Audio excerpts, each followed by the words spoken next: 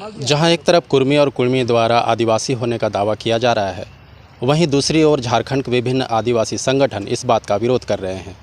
इसके साथ ही आदिवासियों के संवैधानिक अधिकार और नियोजन नीति जैसे प्रमुख मांगों को लेकर 5 मार्च को रांची के मोरहाबादी मैदान में आदिवासी बचाओ महारैली का आयोजन किया गया है। इस बात पे और विशेष रूप से जानकारी लेंगे हमारे साथ केंद्रीय सरना समिति के अध्यक्ष हैं प्रेम साही मुंडा जी हैं, लक्ष्मी नारायण मुंडा जी हैं। तो रैली रखी गई है 5 मार्च को, विशेष क्या है इस पे?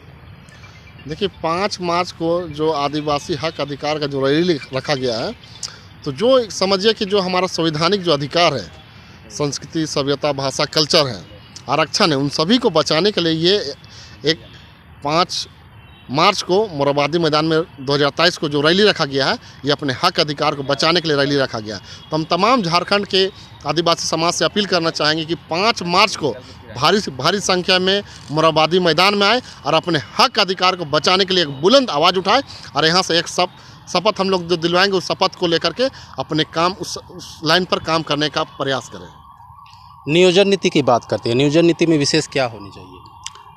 अब नियोजन नीति का विशेष यही होना चाहिए कि जिस प्रकार से बिहार में नियोजन नीति है, जिस प्रकार से आंध्र प्रदेश में नियोजन नीति है, अन्य प्रदेशों में जो अपने वहाँ के स्थानीय छात्र नौजवानों के लिए रोजगार के लिए नियोजन नीति बनाया गया है, तो उसी तरह झारखंड में भी स्थानीय नियोजन नीति बनना चाहिए। हम तो हमारा पहले मांग रहा है कि खतियान के आधार पर तो हो ही, साथ में जो है आंध्र प्रदेश की तरफ बनना चाहिए ताकि वहाँ पर 100% जो भी वहाँ यहाँ के लोगों को नौकरी लगे, क्योंकि इसमें जो भी सरकारें आई है इस पर व्यापक बहस नहीं हो पाया है और वहाँ के नौकर साहब भी जानबूझ करके जो है सही दिशा पर देने का काम नहीं करते हैं। यहाँ नेता भी जो जितने भी घोड़सवार बने हैं, यहाँ के नेता जो भी आदिवासी मूलवासी नेता सही दृष्टिकोण से काम नहीं करते हैं। तो हम यही चाहेंगे कि यहाँ स्थानीय नियोजन नीति हमारा जो खतियान के आधार पर बनना चाहिए और आंध्र प्रदेश की संविधान के अनुच्छेद 371 के आधार पर बनना चाहिए ताकि यहाँ के आदिवासी मूलवासियों को 100% जो है उनकी नियोजन नीति हो और नौकरी का मार्ग प्रशस्त हो। तो नियोजन नीति के बगैर विकास नहीं होगा आदिवासी? बिल्कुल नहीं। नियोजन नीति का देखिए, जब अलग राज्य होता है तो सबसे बड़ा पैमाना होता है कि यहाँ के जो भी लोग हैं नौजवानों का रोज़गार का प्रश्न होता है। तो रोज़गार एक नौकरी होता है, दूसरी बात ठेका पट्टा होता है, तीसरी बात है कि आप कारोबार पर कितना अधिकार है और पर्यटन पर कितना अधिकार है। तो सभी व्यापक जो संपूर्ण क्रांति होना चाहिए था, झारखंड में नहीं हुआ। तो इसलिए देखिए, हम क्या कहेंगे, यहाँ तो सब आदिवासी ही मुख्यमंत्री बने हैं और इस पर व्यापक सोच नहीं रखने के कारण आज आदिवासी मूलवासी का एक नौकरी के सवाल पर पूरा क्राइसिस हो गया है। और हमेशा नौजवान देखते हैं यहाँ आंदोलन वहाँ आंदोलन, हम लोगों ने भी 20 वर्ष से आंदोलन कर रहे हैं लेकिन इसका सफल नहीं हो पा रहा है। हमें लगता है कि आने वाला समय में यदि ये सब नहीं हुआ तो लोग हथियार उठा लेंगे।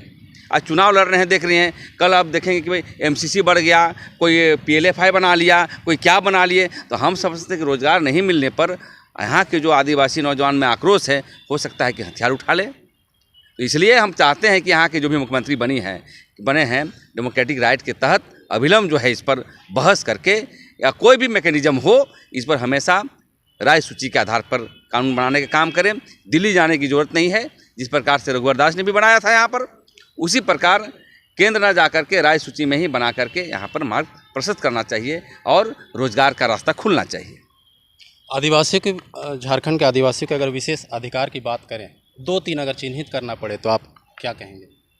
देखिए, आदिवासी का अधिकार की अगर हम बात करें तो सबसे पहले हम मुद्दा बनता है कि यहाँ का स्थानीय नीति है, नियोजन नीति। ठीक है, आप यहाँ पे जिस तरह से 32 की बात करके 32 को बनाए थे, उसका हम स्वागत करते हैं, लेकिन कहीं ना कहीं राज्यपाल के द्वारा पुनः वापस भेज दिया गया।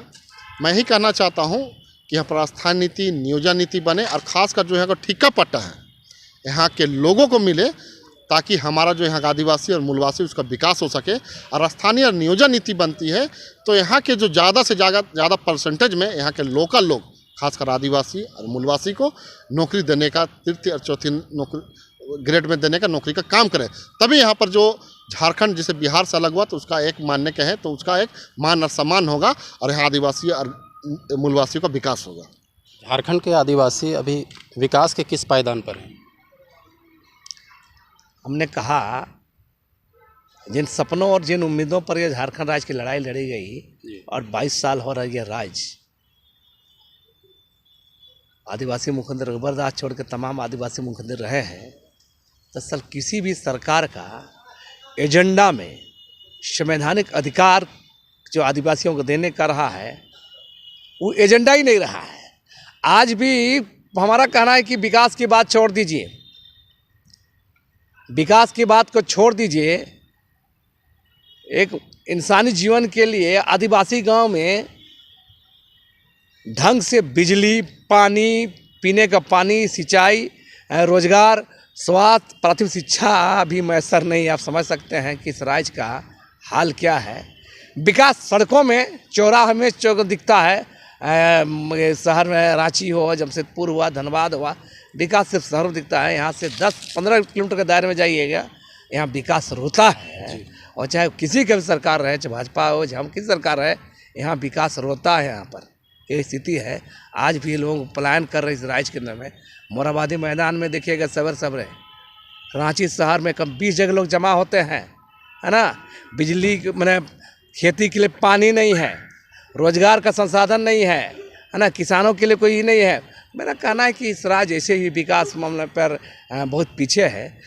5 मार्च को आदिवासी बचाओ महारैली, उम्मीद है कि आदिवासी बचाओ महारैली के माध्यम से अपनी बातों को सरकार और राज्यवासियों तक पहुंचाने का काम करेंगे।